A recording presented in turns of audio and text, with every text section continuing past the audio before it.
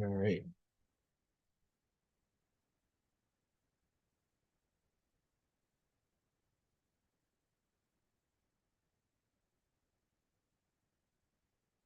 Top of the morning. Let's get it. Good morning live. Got my I'm up. I'm ready. I'm ready to go.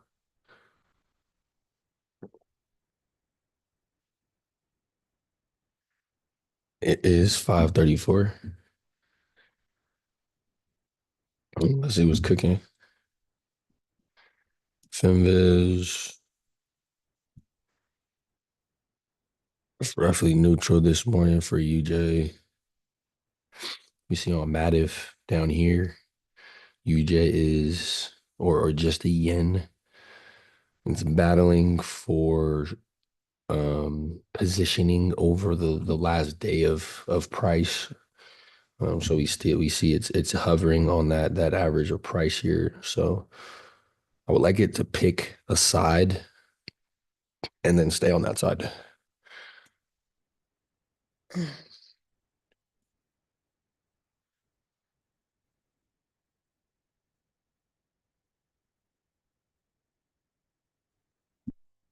Take a look at the chart. Start on my daily. Start on the daily chart. Get rid of that. Get rid of that.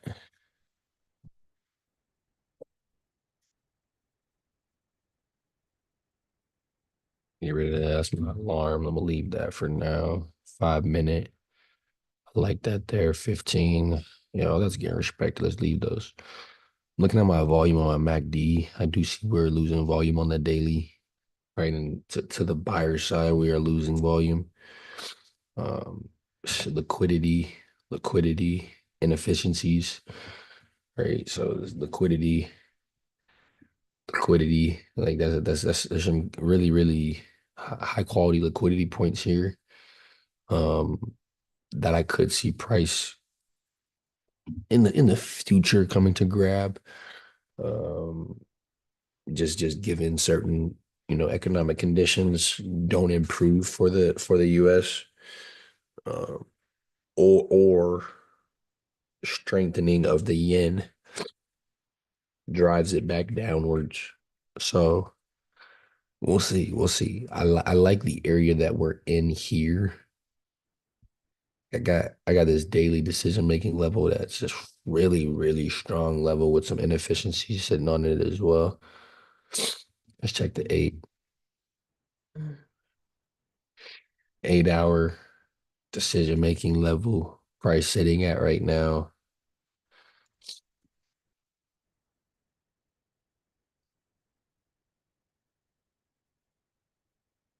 And if we look at my MACD on this 8 hour, even let's see, we'll take it from I'm just looking at from this point. Like from this point, I started getting sellers volume, but no correction on price, which is good for the bulls for price to keep moving bullish because it hasn't corrected. It's just kind of accumulating in this phase in this area here. Um, this large candle is a decision making level that was generated as well. So I can see price coming down and bouncing off of that and then moving bullish. But just this liquidity sitting here, these wicks sitting here, can definitely see price coming to grab prior to its final move bullish. Not final move, but let's check the 4.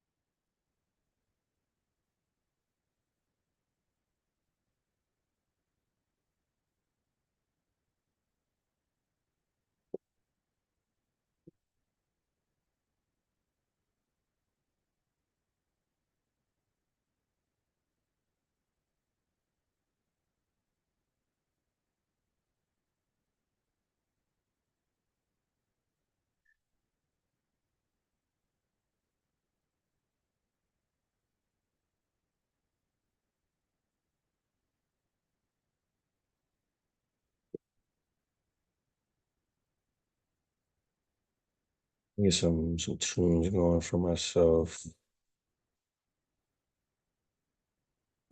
Alarm just went off. That's that alarm I have right here on UJ. So candle close above this 5 minute level is what my alarm is going off on. This is something I had actually from yesterday. Um, I had it set up from yesterday, and we see it did break and close above, but immediately corrected and fell back below, right? And then we did get some movement above, maybe a few closes above, but as we see again, like I can't.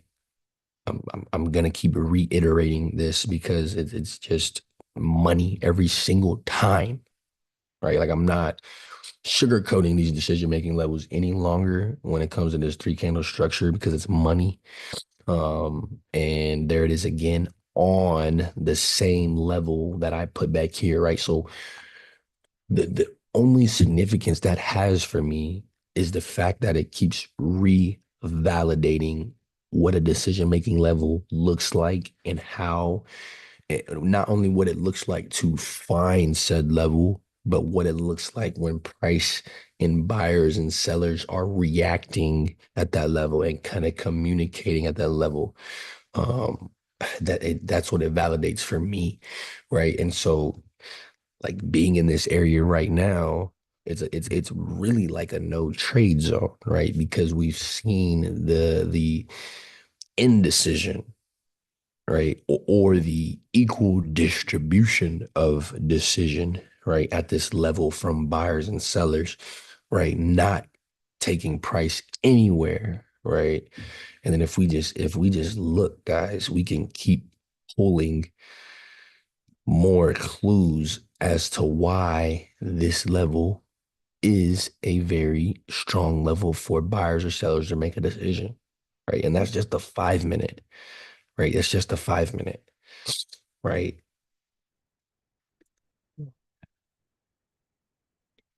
So I'm gonna put a few more here just to kind of make a point. Like even though there's a decision making level down here and there's one up here, I, it's a level, it's a zone, it's an area in the market, right? It's not necessarily 149.315 that the level is. Right. Yeah, that may be where the horizontal line is, but like that level, that's why I give a 50 pip radius with my levels, with trading through them and trading to them. I give a 50 pip radius because that is a good enough zone and for me, like if it has greater than that amount to move, then I'm confident, or I'm not gonna say I'm confident because I don't like to use claims like that regarding trading and analyzing the chart. Um, but when I have more than 50 pips of room for price to travel, then it provides more, it provides, um, I'm analyzing that on an execution basis um, rather than saying it's a no trade area, right? So that's important. Risk management, knowing when to not trade.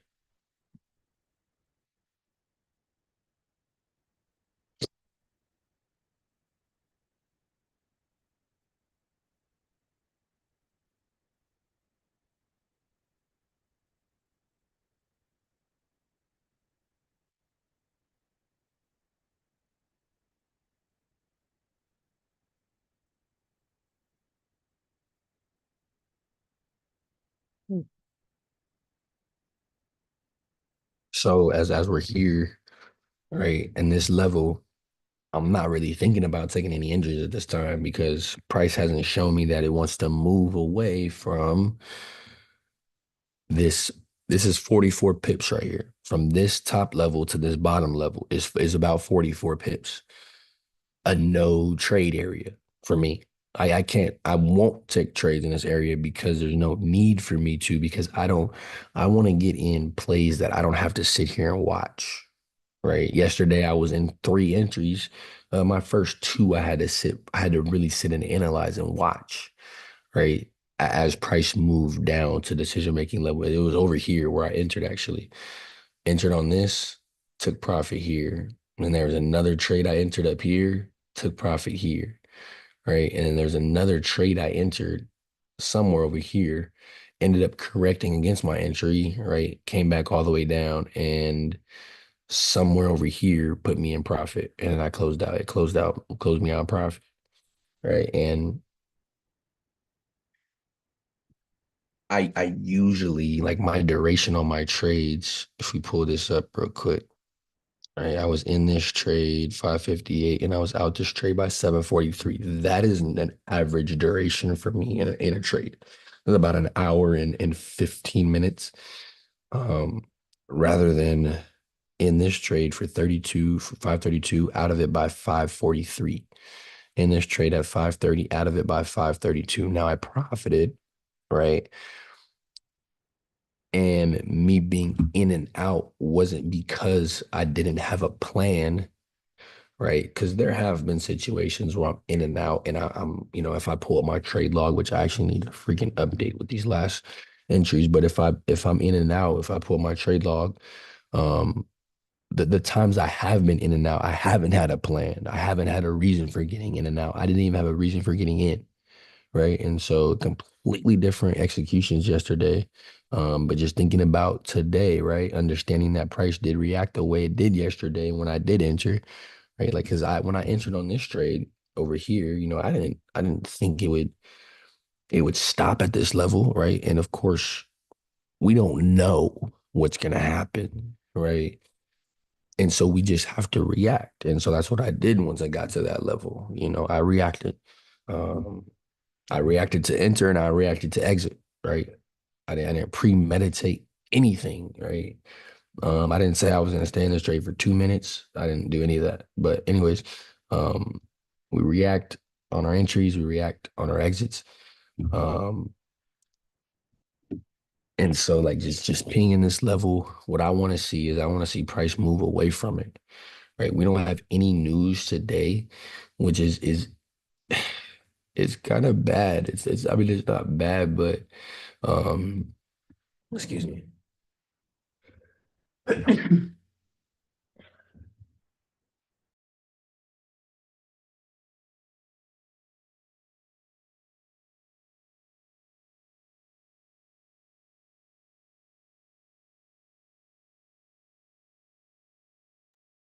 It's not bad in the sense of it's just really because I like news volatility, right? I like when we get volatility from news. But the good thing about there being no like major news today is we don't have to worry about any like random spikes, but that's not true either. I can't say that's completely true. Let's see.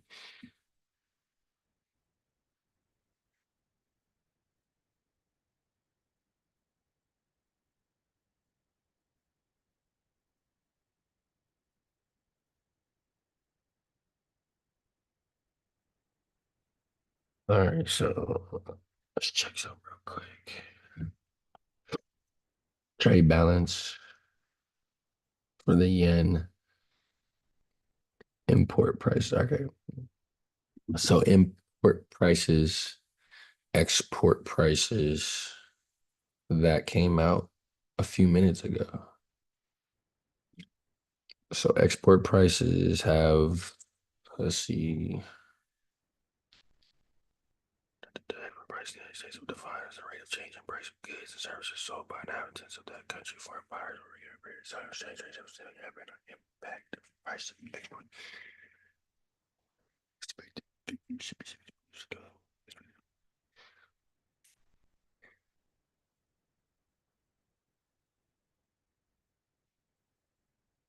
I just need some clarity on this really quick.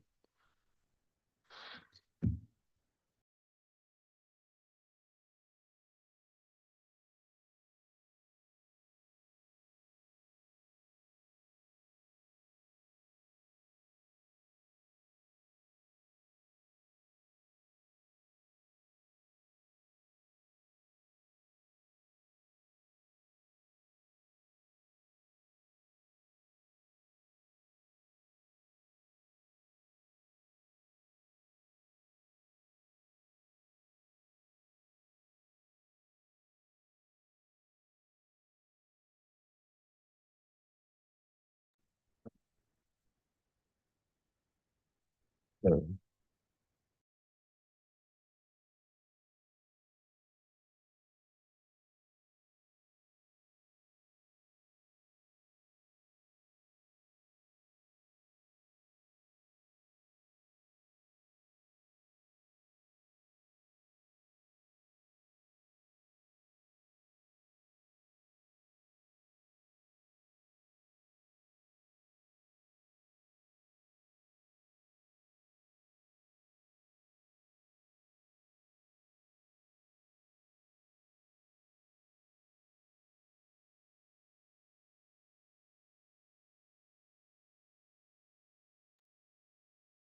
right, so this is going to be a key area for price to move away from. These import and export prices, the export prices, the this means that the previous month, the export prices it increased from the previous month, right? But as far as the consensus, it was still greater than the consensus.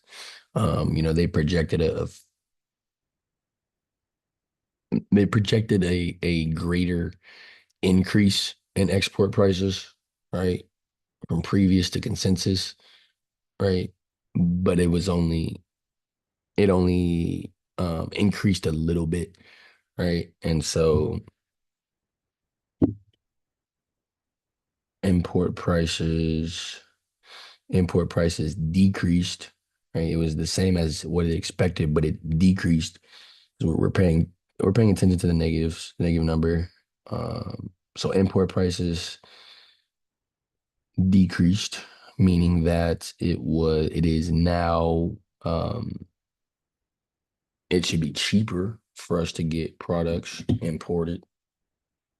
Um, but that really isn't the main juice of this. The main juice of this is the export prices because of the differential between consensus and actual. Um, so still is a lot. Would that be more expensive? Let's see here. See something.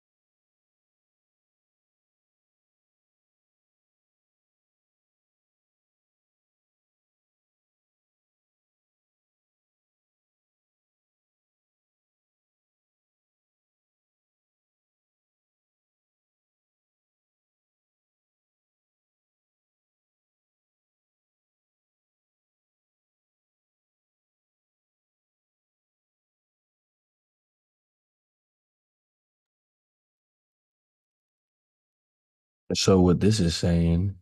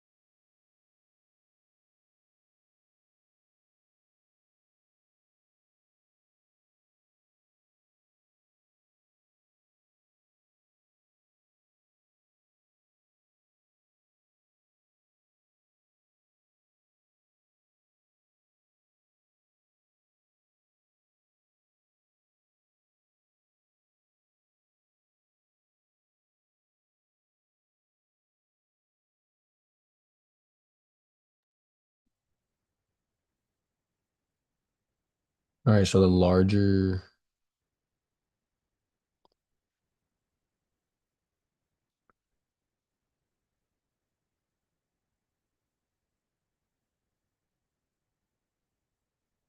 larger the negative number, the cheaper it is to export. The larger the negative number, the cheaper it is to export. As we move to a positive number, the more expensive it is to export. Um, Meaning, people got to pay us more. Countries have to pay us more to export our products to their countries. Um, and on the other side of that, see, it cost a little, and their consensus was spot on for that. But I just wanted to hit on that. I'm not going to spend more time on that. I've already spent too much on it. Monthly balance statement. I thought that came out yesterday. As prices still consolidate at that level, I'm going to get through this. Should have been a monthly, should have been a statement. Oh, that was today that we were waiting for that to come out. Okay. Yeah, this monthly budget statement, I want to see what that comes out as because this is measuring, income from the government and spending from the government, surplus or deficit. And it has us finally in a surplus since October of 2023. This is the last time we were in a surplus right here. This is the last time we had a positive number. So this would actually been for September. All right. Ever since then, we've been in a deficit. All right. But the consensus for this month is that we're in a surplus again, which um would be strengthening our dollar. So we're actually at a surplus here as well, May 10th. So two times in the last, year and some change, we've had a surplus with our um, monthly budget statement. And there is a projection that we hit surplus again. So what I'm gonna do right now, because that's really good info to have, is I'm gonna go to September. What was that? It was May. Was there more than one? No, there was just the one. October. So September there. And then I want right here. May 10th. Let's go to May 10th real quick. I'm just looking at my dollar. Go to May 10th. Let's go to the daily. Let's move that. Let's pull that up. Slide that over. May 10th. May 10th. Right there, right? And so let's get a little closer here. May 10th, decision making level. Wow, look at that crap. Even on my dollar, right? I can find those levels and look at the level getting utilized though. Sold off, came back, wicked above that level. That's fine. That's why it's a level. Wicked, so completely off, right? And so what this means for me, let me go see how it acted on the other day. So this is when the surplus, what time does that come out at? 11? Might not see any like spikes of volume from that happening, but it's really just how it affects the price of the dollar. So it sold off after that one. Let's go back to September of 23.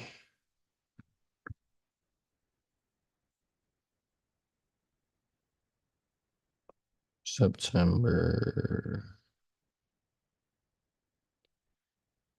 13th.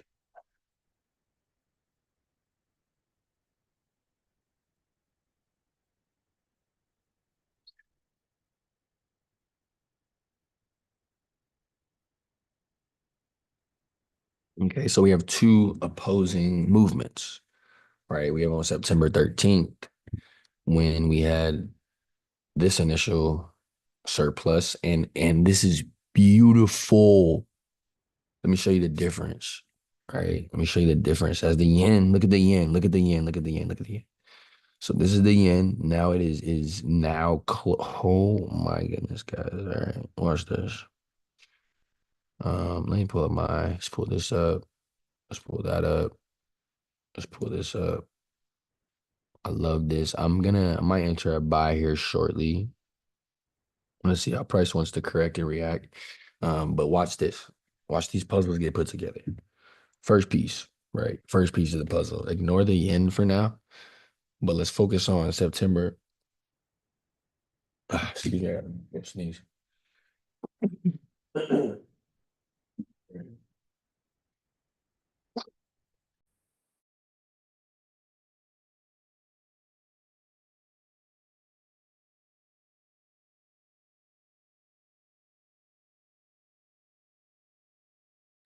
All right, let's focus on September 13th, right? Watch this. September 13th, 2023. The consensus for our monthly budget statement was a projected $19 billion increase in our deficit, right? Increase in our deficit, meaning that um, we are still spending more than we are buying, or we are still spending more than we are earning. I'm gonna be patient here. Still so much time left in this session. Um, but I'm just noticing the yen finally gain its show itself for me. But I'm gonna stay on track here. Right, September 13th. Right, previous consensus they projected a $19 or $19 billion increase in our deficit. Right, instead it was a significant drop. Right, significant drop in $329 billion increase, right? So this is how we got into a surplus, right? What did this do to our dollar,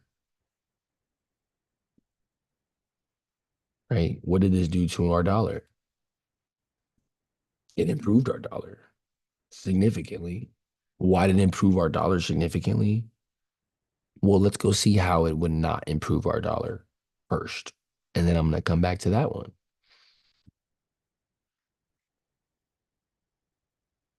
right? So $329 billion increase, moving us into a surplus, right? But then we go to this one right here, May 10th. What do we have? Right? What do we have? We have a $236 billion deficit with a projection of basically a you know 500 for doubling basically our deficit, right? Doubling our deficit to move us into a $244 billion surplus, right? But that was the consensus. The actual forecast was $34 billion below that consensus. So what did it do to our dollar at that time, right? What did we see? Was that May 10th? What did we see? We saw it devalue our dollar, right?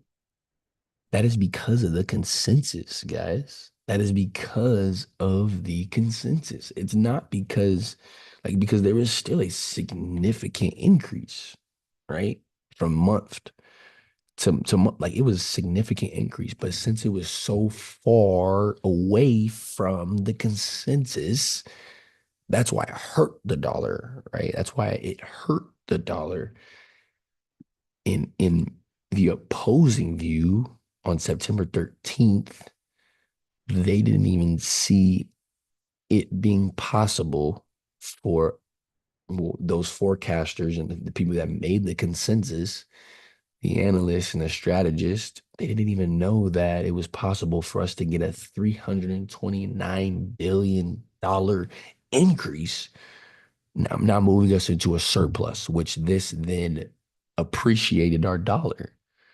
Right. So that's why those actuals and those consensus are so important.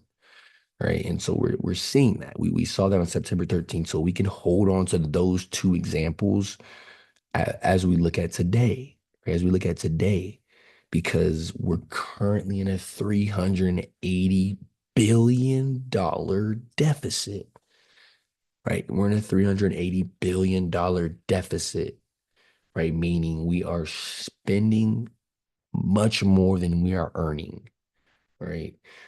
That is projected to change to where we're in a $61 billion surplus, appreciating our dollar. However, what will really change this is however the actual comes. Now, if it's similar, if it's close to the consensus, then we should be able to get a very clear direction. But if it's far off in either way, right? And let's say this is a instead of it being 61 billion, it's 100 billion or 90 billion. Our dollar's going to go up. Like I have just analyzing the news, and then using our previous two examples and understanding, the value that goes into understanding consensus and actual information when it comes to our economic data. It's really important, highly important, right? For us to be able to understand how each impacts, right? And so I love that. I love that. That's at 11 today, so it's not going to impact this session. But it may. I'm going to continue to be aware of where we are in price, right? And then because I don't want to get into a situation where I'm just liquidity, right? I'm liquidity, and I don't like being liquidity.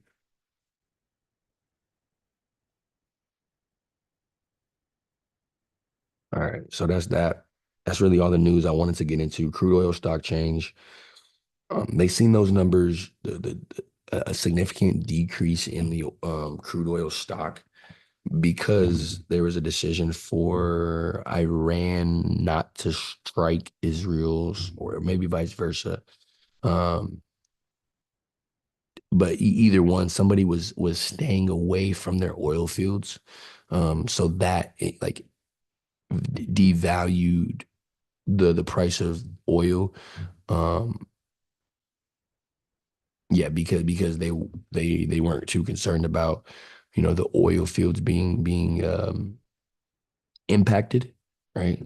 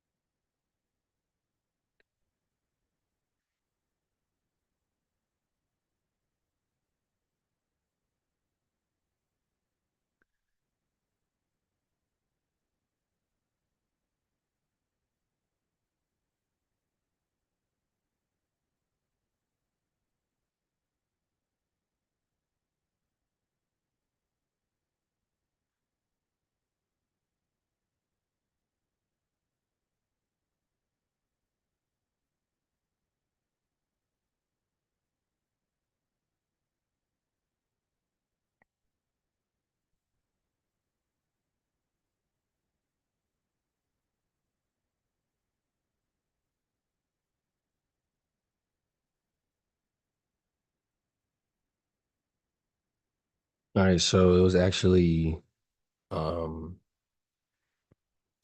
it was actually Israel striking Iran's infrastructure for oil, right? But the decision was made to not. It was reported by the Biden administration to not strike Iran's oil fields. And what I'm seeing though that is the oil has become a little more diversified than in years past when it comes to the U.S. producing their own and Brazil also producing their own, not relying too much on the Middle East, but um, we still know that's a significant part of the oil market over there in the Middle East.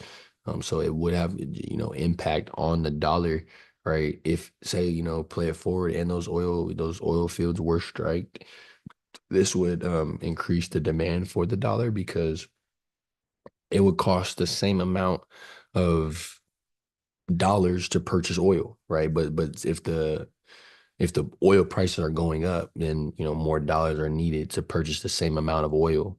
And then on the opposing side of it, the current side that we're sitting on, if there is oversupply, right, then that would actually devalue the dollar slightly.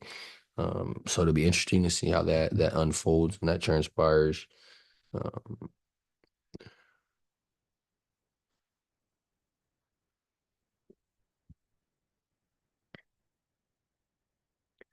Gold looks like it's climbing.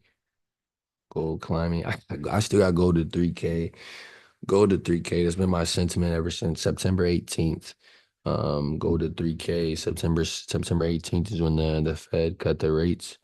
And even, a little bit prior to that, I was bullish on gold and I got gold to 3K before we start to fall off. But we'll see. We'll see. This is exactly why I didn't answer on the UJ or we got that BOS, that break of structure right here, the break of these highs, right? Equal highs here that got broken at a what? Got broken at a decision making level, right? What was left up there at a decision making level? Liquidity, right? If I go down to my 1 minute chart, there's probably a decision making level somewhere up here. Okay. Bow. I knew I could find you. Any time frame you'll find this stuff. The market is fractal, right? Everything happens over and over again on different time frames. Now, not the same thing because the market is completely random and every event, every price movement in the market is completely new, right? Because there's a new reason it happened. And there's always slight differences between, certain price actions. Similar to like you and me, right? We're two different people, right? And, we have completely different experiences. Um, we may do the same thing, but we both do it differently, right? And so price may do the same thing. It may look like it's doing the same thing as a previous time, but it is doing it a little different this time around. So I love this correction because of all the inefficient price action within this movement here. So I love that correction there. If we're just looking at this area here, that's inefficiencies, fair value gap, right, and price right there. And so if it comes to touch this fair value gap, I don't doubt it comes to sweep this liquidity here, right? Just all of this sitting here with really, really, really just this here.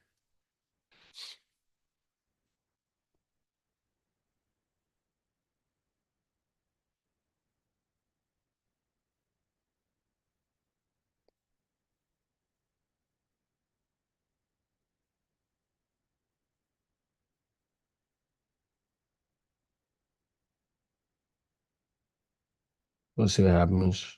I'm just sitting on my hands right now. I'm not antsy, not eager to enter any type of trades yet. Our dollar, let's see how that's performing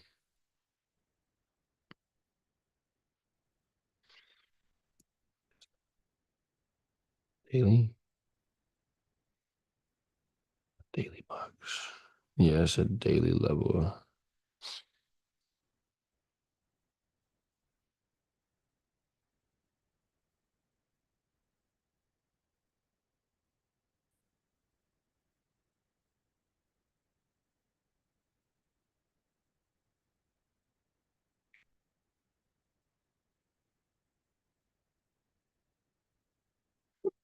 If pricing stay above this daily decision making level, I love that for the dollar and then moving bullish. My current sentiment is bullish on the dollar right now. Just understanding the potential of where things could go. Thinking about the potential presidency. Thinking about interest rate cuts. Just thinking about the things that could provide strength to the dollar. Um, Now tomorrow we'll get some uh, more insight on just how strong the dollar will get or can get in the near future with our employment data, just because the labor market does have a really heavy read on that right now. Um, and just understanding the dual mandate of the Fed, right? Price stability and maximum employment, right? So those two things are the dual mandate of the Fed, right? Um, so just those factors that I've personally been thinking about, and then understanding where we rank against the other currencies, like the other countries right now, where we're gaining our strength back against those other countries, specifically one like the yen, right? We're gaining our strength against the yen. We're getting that back. So current sentiment is bullish right now in a macro scale. Um,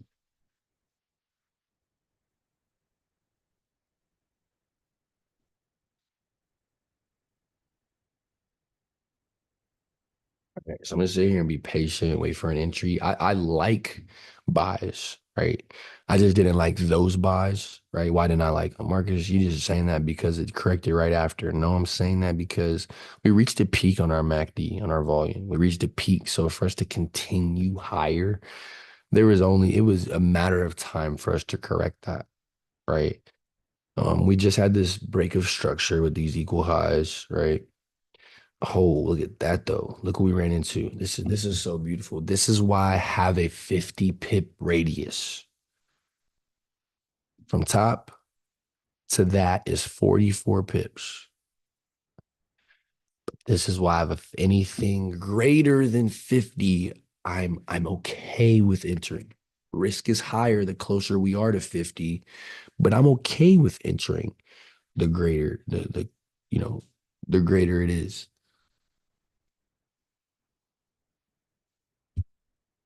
You want me to take her?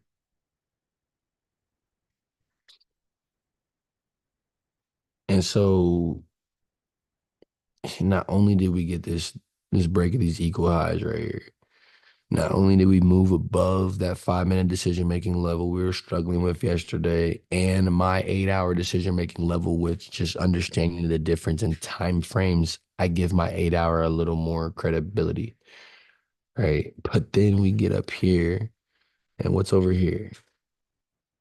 That's a two piece, right? It's a two piece over here.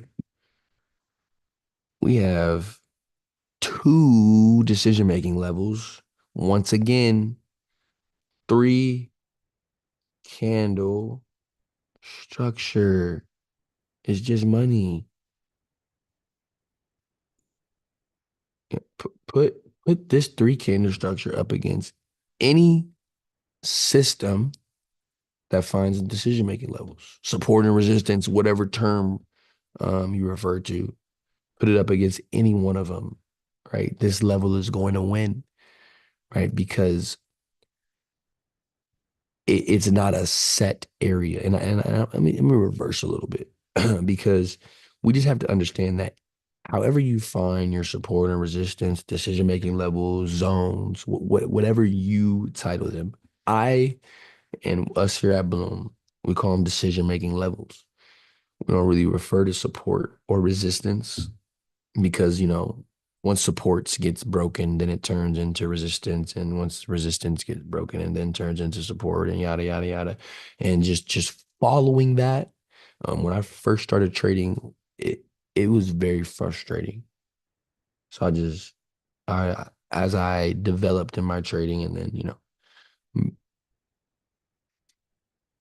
I just found what is important to me and how can I identify said principles in a way that I can understand, right? Because I like to keep things simple. Um, and decision making levels, what that means has a lot more simple type nature than like a, support or resistance. So what happens here? Price moves above, and then literally stops at that level, right? Literally stops at that level. So let me go backwards here. That's literally where it stopped. Look at this. Look at that. So where it stopped is at that level. Turned around. Now it's correcting these inefficiencies. All right. So I like the buy entry right at about that level. If I get what I'm looking for, what price is that? 2.5. Price is just down here. 1.5. Okay, I'm trying to keep my entries as close to institutional numbers as possible. 1.5, 149, 1.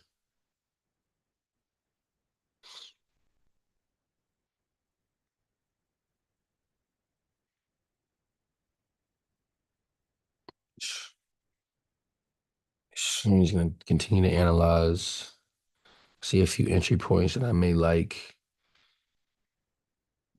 in terms of buys. I like buys. Um, let's take a look at the yen. We see the yen. I want to see the yen respect this right here. Because what am I looking at? What am I looking at? Even though this is a completely different chart and I'm just viewing the yen, I'm still going to be able to find my decision making levels. Candle structure 1, 2, 3. I just want to see the yen respect this high. If it respects the high, then that will confirm buys for me. If it doesn't respect the high, then I'll just continue to analyze.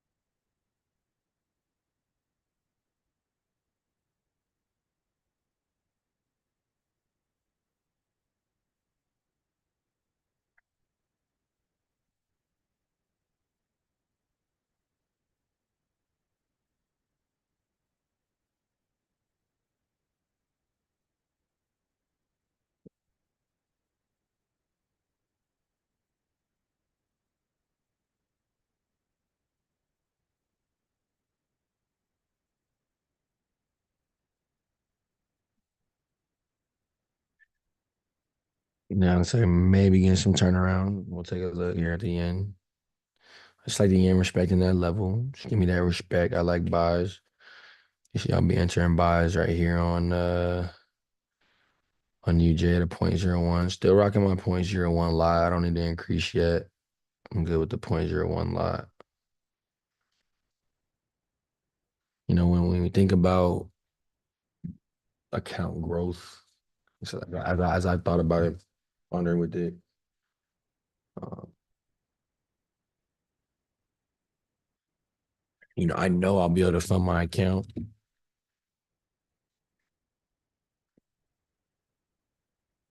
Um,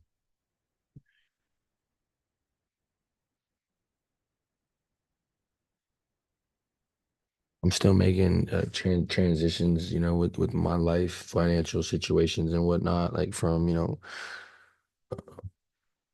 just moving and just some other factors. Um, and so I'm already committed to, at least increasing my account by, you know, $100 a month, basically. Right. Like you know, first of the month, like around the first of the month, like the seventh, I'll basically be able to fund my account, $50 around the 22nd. I'll be able to fund my account another $50, right? So I know at least if I can project 12 years, excuse me, 12 months, right? It's because VXT, right? Volume times time, we know this thing is going to take time anyways, right? So if I just project a year and I say I just consistently do that for a year, that'll be at, $1,200, right? That I'll have in my trading account, just money that I put in, not even money that I've gained or earned or profited on my trades. That's just strictly deposits, right? And so I know I'll be able to fund my account, right? I don't need to, try to get my account to a certain size. Like I can trade a point zero 0.05 lot with how much I have right now, but then I'm exposing $10 of my $20 account to the market. I don't need to do that, right? I don't need to do that because this isn't about the dollars, right? This isn't about the dollars. The dollars are going to come. The dollars are good. Money is a revolving door. You just have to find that door, right? You just have to find that door. We found that door, guys. We have found that door. And now we just need to continue to fund, even if it's a dollar a freaking day, right? You just need to fund it with something, right? I had a jar full of change in here. I dumped all of it. It was like, $30, $40, right? That can just go into our trading account. I know we all got some change just laying around, right? But the reason I brought that up was, we think about compounding, right? And I started this account $17. My goal is 3% a day, right? We just take it for the next year.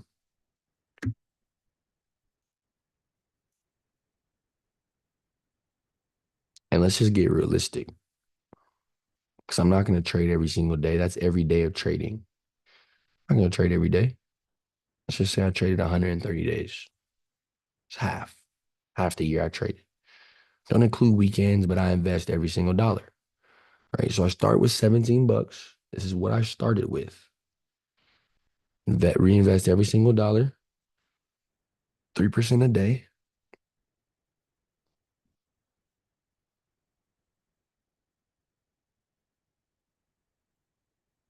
That's almost $1,000 by just me going after 3% a day, right?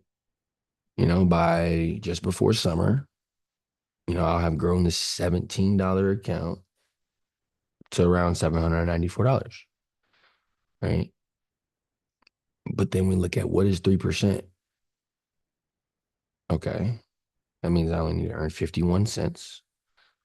Then the next day, I only need to earn 53 cents, the next, and so on and so forth. But I've already made a jump, right? Um, and I've gained more than 3% each day, right? And so as that happens, it the compounding just happens quicker, right? And so, but what we need to do is have some type of aim towards how we will grow our account. Um, and just to paint that picture, like, before when I started trading, I'm not gonna lie, I'm like, bro, how am I gonna grow $50? Or I'm seeing these people on Reddit, grow $20 into it's $1,000 accounts. Now we don't know the credibility of some of these, but I've seen it happen, and somebody that we know actually has done that before, right? Grown, $500 to, thousands of bucks, right? Q did it with like, 250, I think it was like 500, grew to like 3K, right?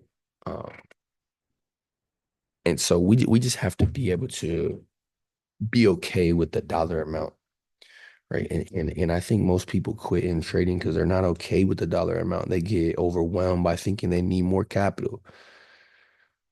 Um, I was listening to Myron Golden. He had said something about money.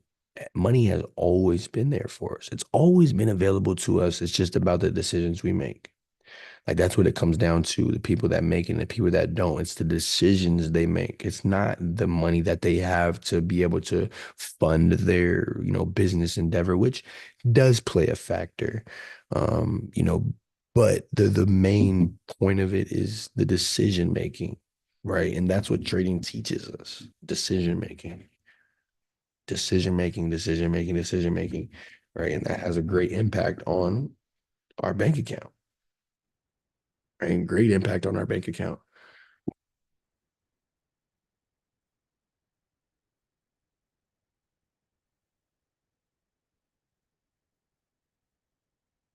What is he doing, man? You like that?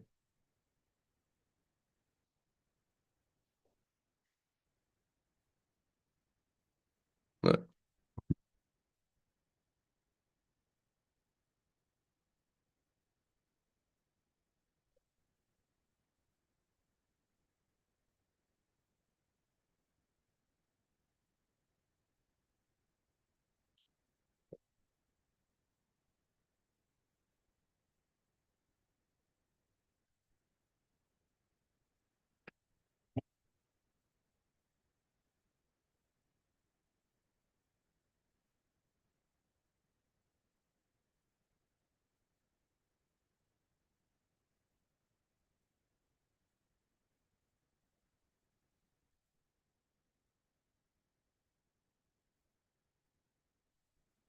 let's just say if we did the year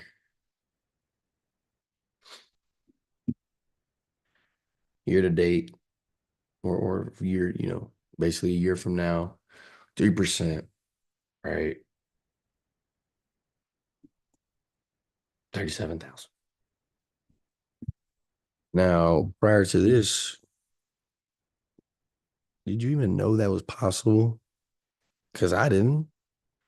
I didn't know it was possible to grow $17 to 30,000 just off 3% a day, right? 3% a day. I can gain 3% a day. I can. Like, we can. We may.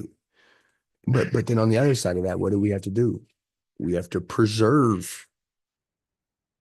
We have to preserve at least 3%. At least 3% a day. Because there are some days we're gonna get 10%, right? There's some days we're gonna get 5%. That next day, let's say we get 5% on Monday. On Tuesday, we have to be able to preserve two, right? Because we don't want to go backwards, right? Let's say on Tuesday we lose 2%. Okay, well the next day we get nine. Right now, you know what I'm saying? And then so this is just an aim. This is just an aim. This is just to paint that picture in our minds, right? So let's get it, man. Let's get it. I haven't taken any trades this morning. I won't take any trades yet. I don't like what I see yet. Uh, uh, So let me just let's see here. Google Chrome. No, thank you.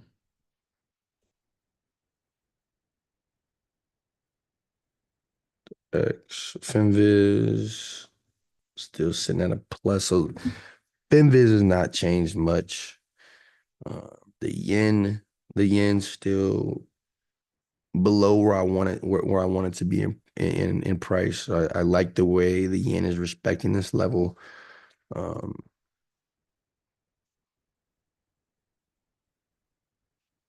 we see, look at that inefficiency, Phil. Right? I marked that up just a second ago when we started moving downwards. Okay, I said, wow, there is that inefficient price action down there. And then look at this. Fair value gap. Boom. Clean fill. Clean fill. Now, I didn't take a sell there. Marcus, why didn't you take a sell if you knew that was going to happen?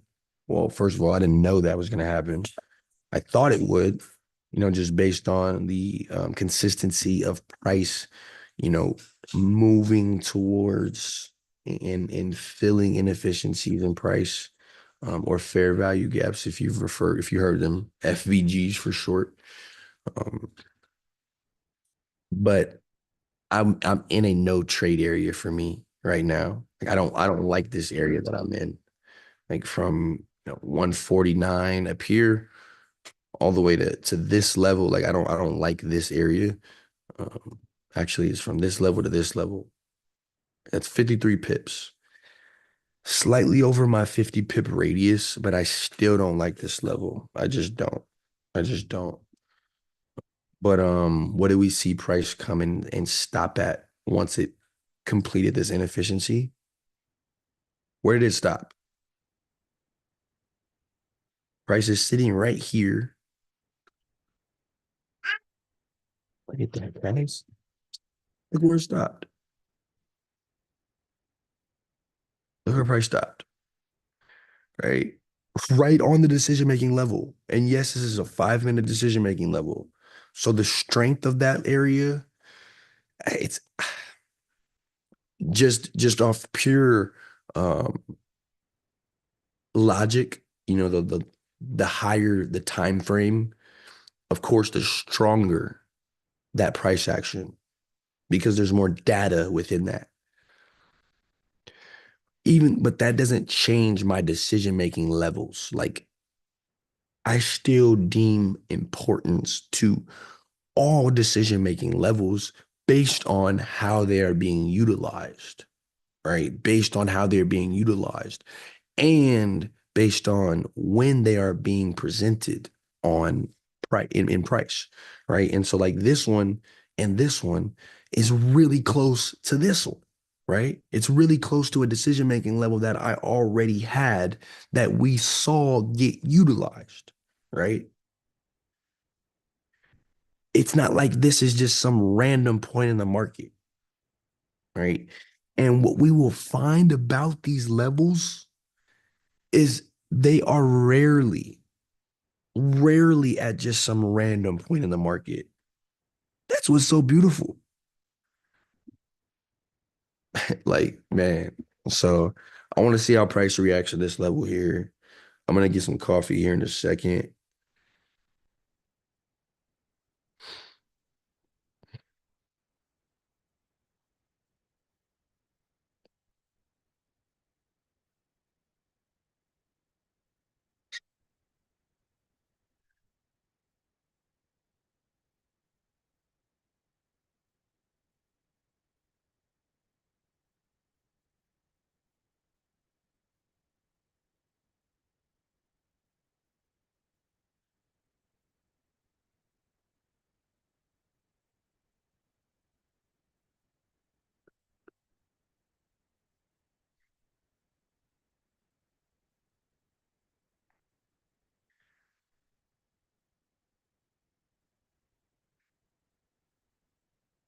So let's see price react to that level. I want to see it turn around. And similar to the reason why I didn't enter a buy, right? What are we seeing with our MACD, right? Look at our MACD.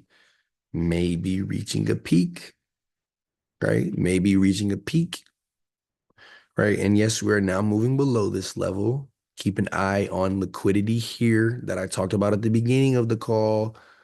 And keep an eye on liquidity here. I said, if we go hunt this FVG, then we can take out this liquidity before we decide to turn back bullish, right?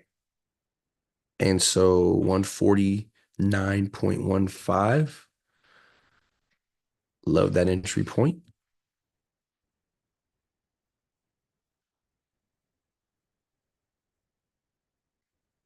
But once again, I'm in a no trade area.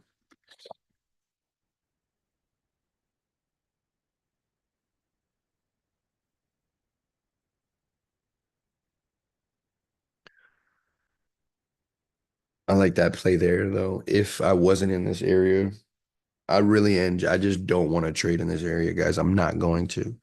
So price is either going to break below my 5 minute decision making level and I'm going to enter sells in the future, or price is going to break above that area that it visited here, and I'm going to buy.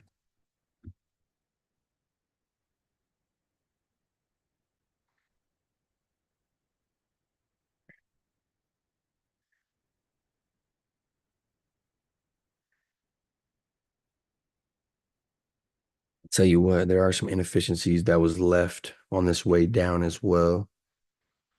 Not heavy.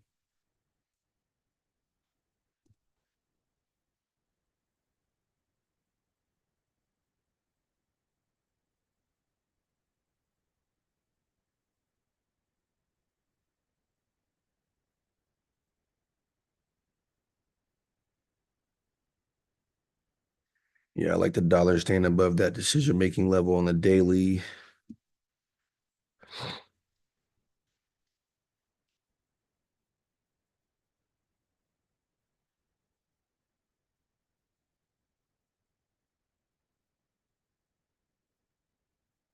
Uh-huh.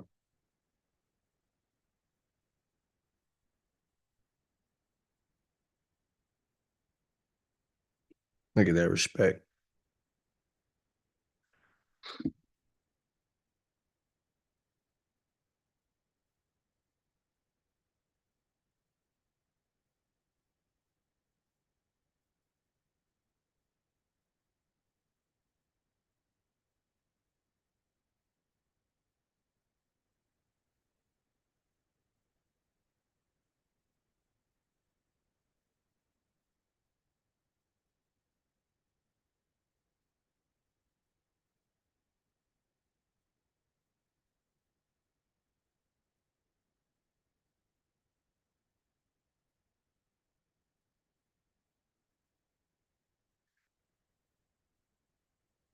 Uh-oh. Go to 3K, man. Come on. Go to 3K. Once it gets to 3K, I'll talk about something else with gold. But gold to 3K. Don't forget I said that. Don't forget I said that. Go to 3K. By the way, I'm not a financial advisor. Take trades at your own risk. I'm just giving I'm bringing my insight to the live stream. I'm not recommending you to trade or take any trades or anything like that. I'm just simply communicating what I would do if it were me, if I wanted to, kind of what I'm seeing. So, yeah, just had to throw that out there. But yeah, that's kind of how I feel about gold, just understanding the economy, right? Macros, understanding the world right now. We will get to a point where it's going to get worse, in my opinion, like economically, to where, like, especially as we move closer to election day. And then even a little bit after that, allowing, the election to kind of like woosah, like calm things down, right? Everything is just super high tension. Is a lot of tension right now in different aspects, right? We know the things going on with the ports, the porting strike with that increase in those negotiations of the wages still being talked about. Um, but we know that impacted New York and New Jersey and in that market with when it comes to making products and getting products. And we saw that yesterday with the New York State Manufacturing Index and the significant impact that the manufacturing department has taken, right? And so, what does that do for the U.S., right? Productivity hurts productivity. That's what it does. It hurts productivity. Um, right? And then so third tomorrow when we see this labor market data, let's take a peek at that though really quick. Let's see what it is projected for tomorrow.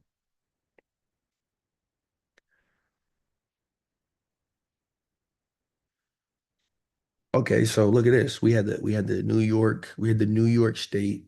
Where is it? New York, that was yesterday. New York Empire State Manufacturing Index. Look at that. Significant drop, right? And then we have tomorrow. Don't forget about the budget statement today. Very important that budget statement is today. I don't really trade during the day like that. Um, I'm still not going to, but what I may no, I'm not. I'm not.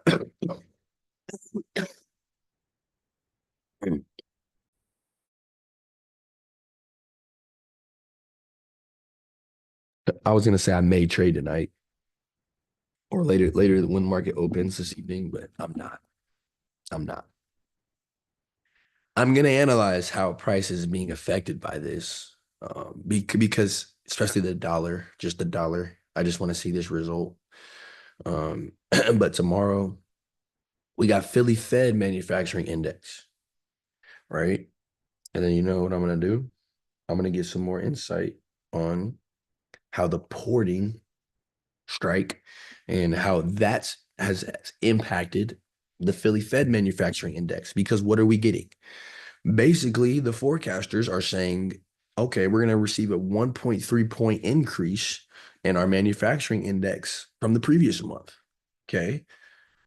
So, for this to support the dollar in the bullish sense, support the economy in um, the bullish direction, we need this consensus to be either accurate or the actual comes out higher than the consensus, right?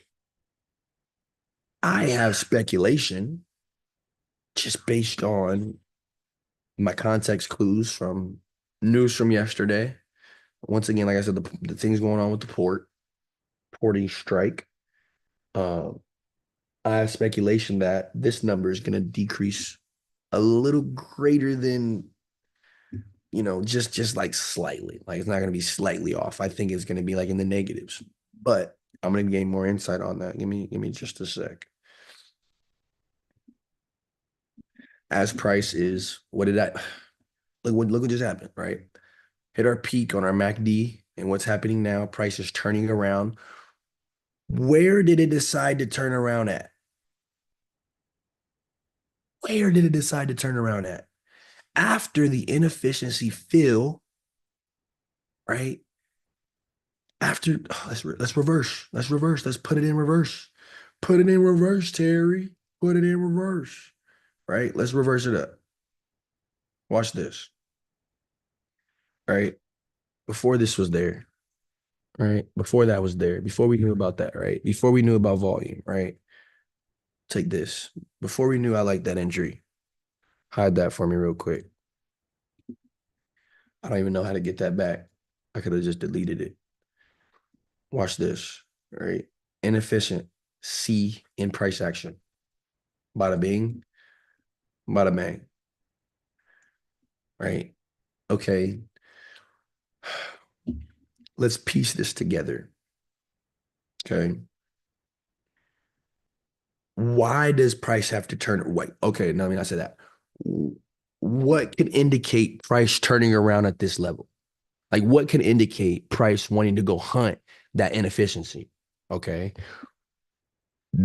What can indicate that for me is this decision making level that it's respecting right now. This one right here, right? So we move up to this decision making level. We see wick off, respect of that level. Okay. Clue number one that price may potentially move toward that inefficiency. Clue number one, right? Let's look at clue number two. Clue number two. What is clue number two? Clue number two is our MACD. What does our MACD tell us? Our MACD literally gives us movement, right? Our volume, right? How much volatility is currently present, right, in the market. And is it present on buyer side, or is it present on seller side, or is it neutral, right? And I don't know what that is, but I'm going to come back to it because I'm really into this move right here that just happened because it's so clean. So that's clue number two is our MACD and what happened with that at this candlestick, what did we get on our MACD? We got a signal of a weakening of buyer's volume, right? Signaled weakening buyer's volume is what we got right there. How do we know that? Because we went from a white bar, which signals strong bullish volume, to a gray bar, which signals that not sellers are stepping in, but buying is becoming weak, right? As we referred to a while back, right? My boy Q. Price is becoming stale, right? That volume is becoming a little bit stale. You don't like stale chips. I don't like stale chips, right? That nobody likes that, right? So I don't want to enter when I'm in a stale type of trend, right? Okay. Clue number two. That was clue number two, right? Okay. And so that was all we needed to determine that movement to that level, right? Those two clues. That price was at a level that it did not have enough momentum to move through, right? It didn't have enough momentum to move through, and we had that information available to us here. So what happened? It didn't even wait. We got three bearish candles. It didn't even wait, right? Feel that inefficiency. Feel that inefficiency. No, that's too quick. Feel that inefficiency, right? Boom. Inefficiency gone. That was from wick to bottom. That was 33 pips, right? That was textbook. What's up, my man? 2 minutes, okay? All right. And watch this, right? What happens here? Right. Okay. Now, my sentiment right now is on UJ is bullish. So like, let me not even say that. Let's reverse. The trend on UJ right now. What can we say the trend is? We can say the trend's bullish. This is an 8-hour time frame. We can say the trend has been bullish since September 15th, 2024. The trend has been bullish, right? Okay. If the trend has been bullish, what do I have to do to be able to enter buys? Right. After we had this sell off, what can determine that I can enter buys? Right. That's when we found this decision making level right here. Right. Where did price come and stop at? Wait, we don't know it stopped though, because this could keep going down, right? But again, let's look at our volume. Our volume then reaches a peak again, similar to how it did here on this move. But now it's reached a peak here on this move, right? Watch this. Candle, next candle. Next candle is what? Next candle shows a weakening in the volume, right? Where did it show that weakening in the volume? At a decision-making level. So it's literally the exact same move as what happened here. It's just on the other side. And now, except this move now is supporting our trend. Right. That move now is supporting our trend. That's why I liked buys from that level, but I don't like buys in this entire area as my baby girl is really trying to get my attention. Come here. Come here. Come here. Come here to me. Come here to me. Come here. Come here. Come here to me, please. Come here. Come here. Come here. Come here. Come here. Come here.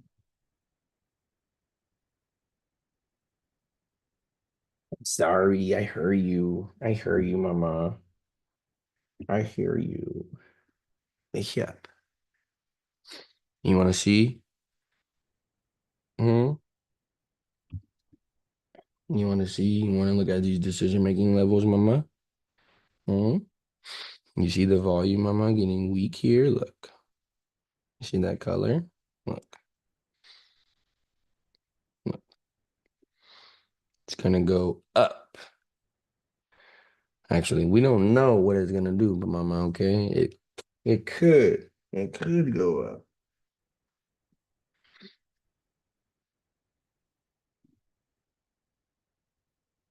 Let's look at the yen real quick. One thing I don't like too is the yen right now. It's still battling. What I have here on my Matif is the cloud, is the Ikamuchu cloud. But I just have the baseline.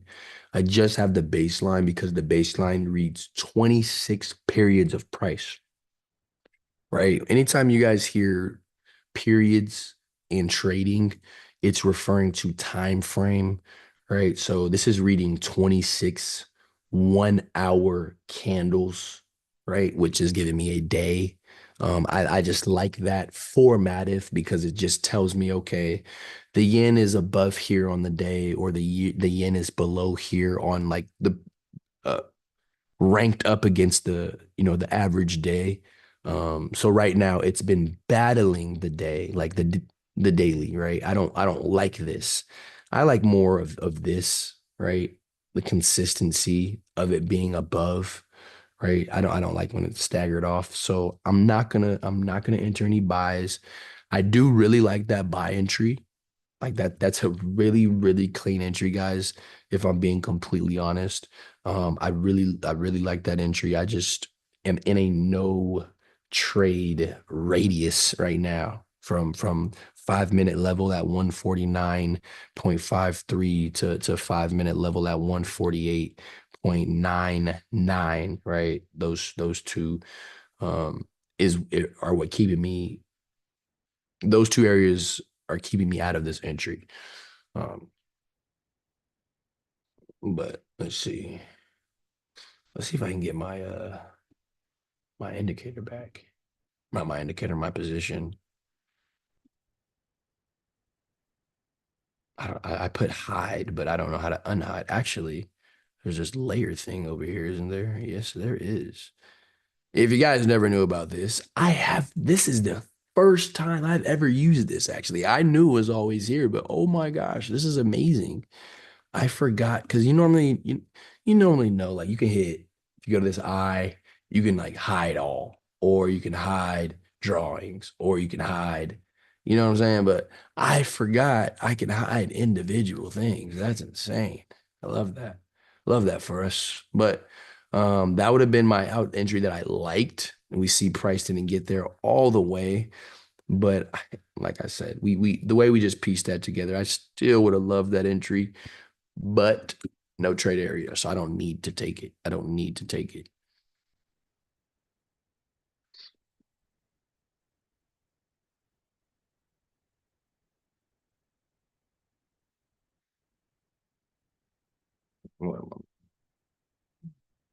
What crazy here? What?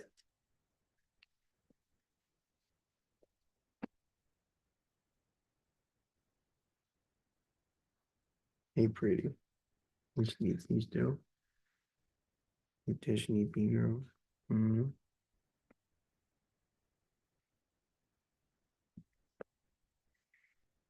You're trying to mess with up here. Mm-hmm.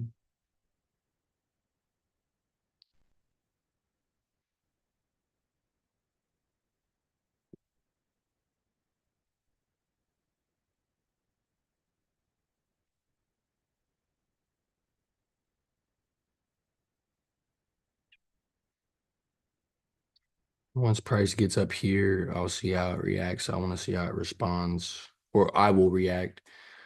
But I do want to see how price reacts at this level here.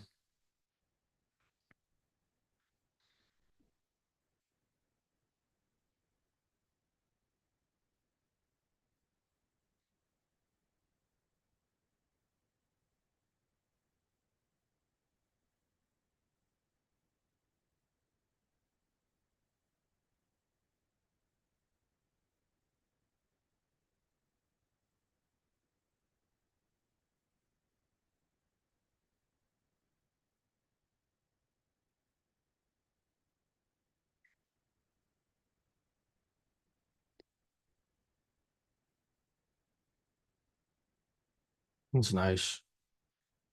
That's so nice.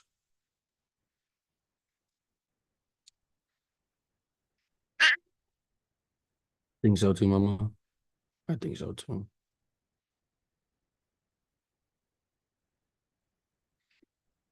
Yen did respect that level that I wanted to see it respect there.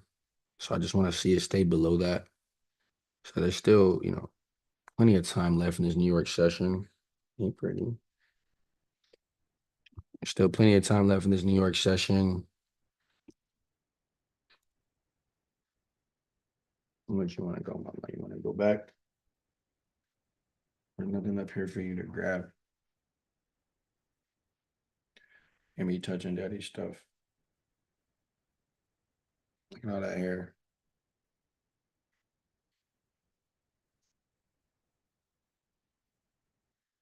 Anybody gonna make some tea? Looking at shadow. Look at your shadow.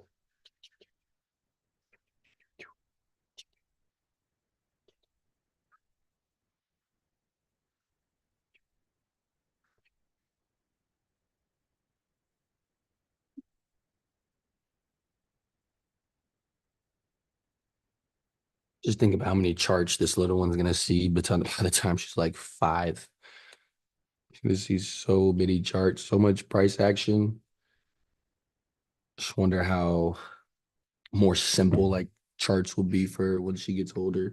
Not that I'm like make her, force her to trade or anything, but she's seen, a number of times what I do on these calls. You know, she'll see the change in lifestyle and you know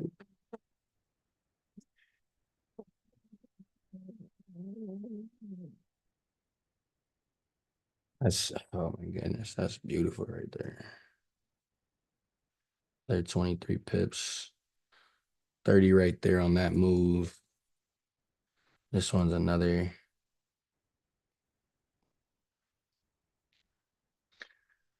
I could have played that a lot better. I could have just had a manageable risk instead of no trade area, 50 pip radius. That's fine, but that was just clean. Like my analysis on that was really clean. My reasoning, the story I built behind it all was clean. The reaction that we waited for was clean. So I could have used this level as my liquidity area, not my liquidity area, but my stop loss. Um, risk 6 pips, even this next decision making level before it, risk 16 pips, almost a 2-to-1 on that entry, taking that to that. So yeah, I could have definitely played that a lot better, and I will look to execute on that a little more. Because this 50 pip radius I have, it was initiated on gold. Gold is where I even started telling myself that. Um, and UJ just has a little bit less volatility in terms of when it moves.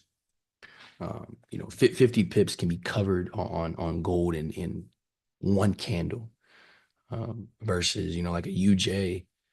It takes a little bit. So I can make that adjustment there, which I will, seeing this happen, and just because it's not the first time. So I'll look to basically half my decision making levels radius, because I still don't want to. What I don't want to get into ever is a situation where I'm trying to trade through my decision making levels. I don't like to do that. Mama, look here. Here.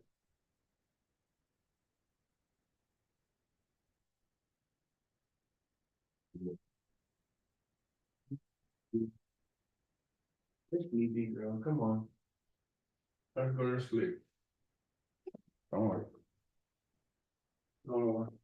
We're good. Come on. That sun is beating me up. Right there.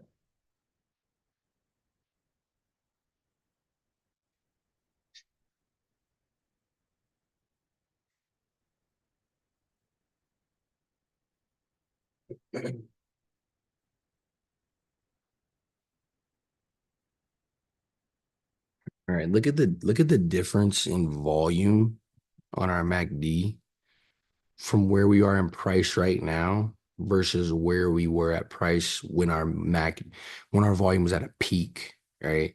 So I'm a little more encouraged to enter buys if we break through this 5 minute level.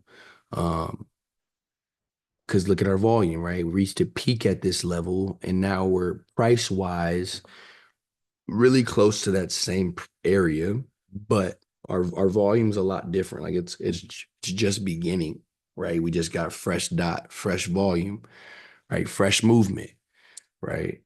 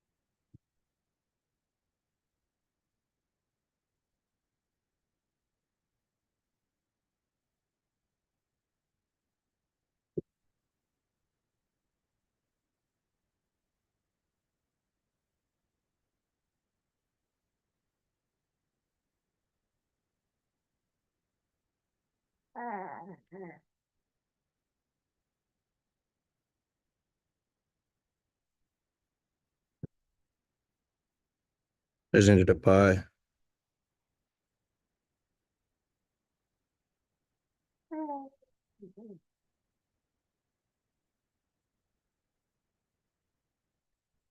like what I'm seeing from the yen on my bottom left screen.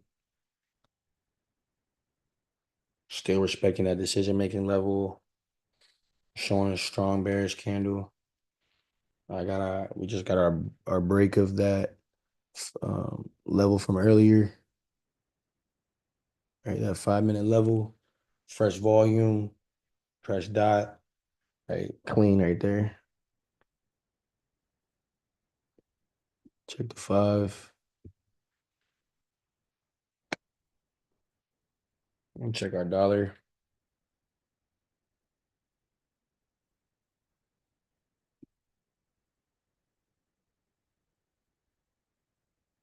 Dollar with strength as well.